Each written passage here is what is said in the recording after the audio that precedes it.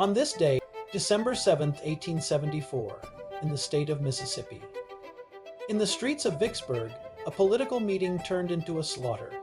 Dozens of black men were hunted down and murdered by a violent white mob. For one reason, they dared to defend their right to vote and to hold public office.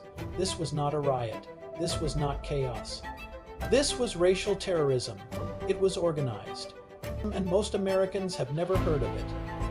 Welcome to the Blatant History Channel, where we tell you the truth behind the myths, the flags, and the excuses. After the Civil War, the United States entered a period called Reconstruction.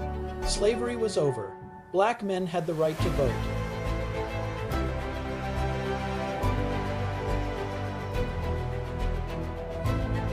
In Mississippi, this terrified the white supremacists. Peter Crosby was one of those men. He had been born into slavery. He survived the Civil War, and by the early 1870s, he had become a respected political leader. In the 1870s, Peter Crosby was elected sheriff of Vicksburg. A black man elected to enforce the law in a former slave state was quite unique. White supremacists could not accept that. And for the first time in American history, Crosby was indicted on false criminal charges. Participating. The charges were not about justice. A white mob forcibly removed him from office. By December of 1874, black citizens in Vicksburg decided to stand up. They organized a political meeting to demand that the elected sheriff be restored. They were organized but unarmed. They were exercising their legal rights, and the white mob was ready. On December 7, 1874, armed white men surrounded the meeting. They opened fire. They chased black men through the streets.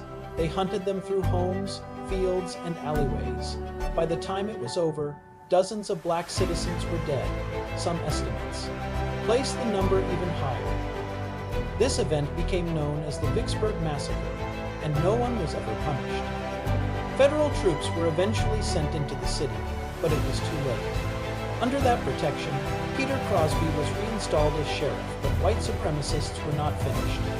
In early 1875, a white man named J.P. Gilmer was hired as deputy. This was not reconciliation. This was infiltration. Soon after, Crosby tried to have Gilmer removed from office. On June 7, 1875, Gilmer responded by shooting Sheriff Peter Crosby in the head. Crosby survived, but he was permanently injured.